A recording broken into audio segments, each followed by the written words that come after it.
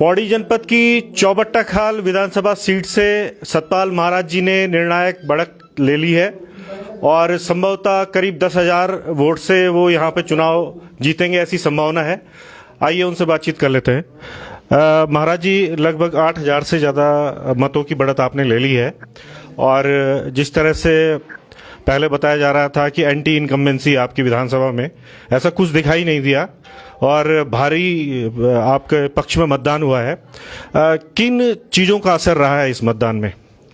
इसमें जो केंद्र की जो योजनाएं थी, किसान सम्मान निधि, उसके बाद महिलाओं को जो शौचालय मिले, उसके बाद जो गैस के कनेक्शन मिले, इन सब का बहुत व्यापक प्रभाव था और लोग ये चाहते थे कि ये सब चीज़ें जो स्कीम्स हैं ये चलती रहें, क्योंकि हमने कहा कि भाई अगर दूसरी सरकार बनेगी तो ये सारी स्कीम बंद हो जाएंगी, ये सम्मान निधि मिलना बंद हो जाएगा। तो लोगों को था कि ये बंद नहीं होना चाहिए, ये चलता रहना चाहिए।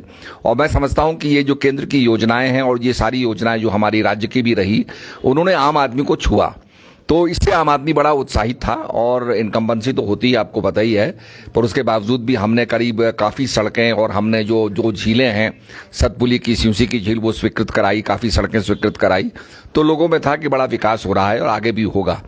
लोगों ने ये निश्चित रूप में भाजपा को यहाँ पर समर्थन दिया है। और आप देख रहे होंगे कि जो लोग, जैसे आपने देखा कि हरीश रावत जी समय हार गए हैं, तो आपने देखा कि हरीश रावत जी जब आसाम गए तो बंटाधार किया, उसके बाद पंजाब गए बंटाधार किया। अब लाल कुआं की जनता ने ही उनका बंटाधार कर दिया। तो जैसा आदमी कर्म करता है वैसा ही उसको फल मिलता है। मुझे याद है वो दिन जब ये तिवारी जी का विरोध करते थे और तिवारी जी जब बने थे तो इन्होंने बड़ा विरोध किया था और वहाँ पर झंडे वंडे जलाए थे। उसके बाद बहुगुणा जी का विरोध किया, हमेशा विरोध करते रहे। आज जनता ने उनकी औकात को दिखा दिया है। तो निश्चित रूप में हमें जनता की सेवा करना चाहिए और एक संकल्प को लेकर चलना चाहिए।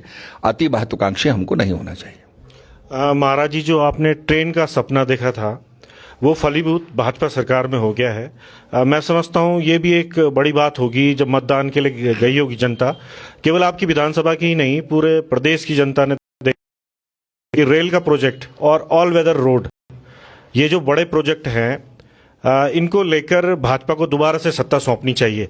क्या आपको भी ऐसा लगता है? निश्चित रूप में, क्योंकि इससे यात्री बढ़ेंगे, हमारा रोजगार बढ़ेगा और आने वाले समय के अंदर कन्याकुमारी से और आपके कच्छ से कामाख्या तक सब लोग यहाँ पर यात्रा कर सकेंगे, जो कि इन चीजों की मॉनिटरिंग करें और फीडबैक दे आपको लगातार। बता दूं, ये जो आपके पानी की जो समस्याएं आप बता रहे हैं, ये सब जगह होती हैं, ये समस्याएं सब जगह होती हैं। इसमें कुछ लोगों का किसी अधिकारी से विरोध होता है तो वो स्पष्ट बात नहीं करते, तो वो अगर अधिकारी को बदलना चाहते हैं तो अधिकारी बदला जा सकता है, कोई ऐसी दिक्कत की बात नहीं है। और हमने सब जगह ये कहा कि भाई ये छोटी मोटी समस्याएं पानी की जो है इनको दूर किया जाए, क्योंकि हमारे सोर्सेज टैप नहीं थे। तो हमने इस समय जो है बरसुंडा देवता, इसके बाद जो भी हमारी बड़ी बड़ी 6 हमारी बड़ी योजनाएं बनी हैं, और मैं समझता हूं इनसे हमारे जो ब्लॉक हैं उनको पूरा पानी मिलेगा। इसमें कई गांवों को जो है पेयजल की सुविधा उपलब्ध होगी। तो इसमें जो छोटी मोटी समस्याओं को समाप्त करने के लिए, उसके निराकरण के लिए ये विशाल योजनाएं हमने सोची हैं और इसका लाभ पूरे क्षेत्र को बहुत मिलेगा। लोक निर्माण विभाग जैसा जो बड़ा विभाग है, उसको लेकर काफ़ी काम किया जा सकता है पूरे गढ़वाल क्षेत्र में, पूरे उत्तराखंड में, आपकी विधानसभा में भी।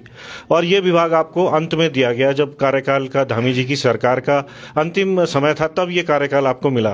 तो अगर आपको दोबारा से कैबिनेट मंत्री बनाया जाता है, जैसे कि बस ये बात निश्चित ही है कि बनाया जाएगा आपको, तो आप क्या चाहेंगे कि क्या लोक निर्माण विभाग और जो पहले विभाग थे वही आपको मिले, या आप कुछ और विभाग भी सोच रहे हैं, कुछ और मिले? मैं ये आपको कहना चाहूंगा कि लोक निर्माण विभाग मुझे बिल्कुल आखिरी में मिला और इसमें हमने लगभग जितने भी पहाड़ के जो हमारे विधायक थे उनकी 60-60 करोड़ की सड़कें हमने बनवाई और इसमें तेजी से काम करवाया, गड्ढे भरवाए, तेजी से काम किया। इसमें और भी काम होना चाहिए था, पर इसमें क्योंकि समय बहुत कम था तो इसको हम तेजी से करते रहे। तो निश्चित रूप में जो भी हमारे को आगे जो पार्टी दिशा निर्देश देगी, दायित्व देगी, उसका निर्वहन किया जाएगा और काम जो है बड़ी ईमानदारी से किया जाएगा।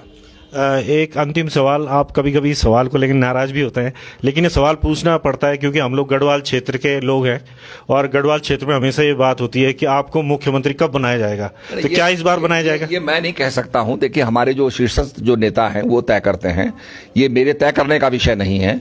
तो इसलिए मैं ये कहूंगा कि ये बात जो है आप अगर हमारे शीर्षस्थ नेताओं से पूछेंगे तो उचित होगा, उन्हीं का जो निर्णय है वो सर्वोपरि माना जाएगा।